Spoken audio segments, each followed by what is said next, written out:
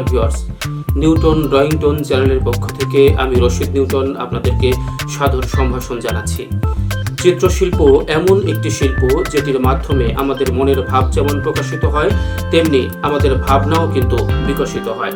অর্থাৎ আমরা যা আমাদের অন্তর্লোকে যে ছবিটি ভাসছে সেটি কিন্তু আমরা ক্যানভাসে অর্থাৎ কাগজের বুকে ফুটিয়ে তোলবার চেষ্টা করি। আজকে কিছু বর্ণ, কিছু চিহ্ন, কিছু অক্ষর দিয়ে, কিছু সংখ্যা দিয়ে আমরা দারুণ কিছু ছবি আঁকার কৌশল কিন্তু শিখে নেব। তো চলুন দেখা যাক আজকে আমাদের আয়োজনে আমরা কোন ছবিগুলো আঁকতে চলেছি।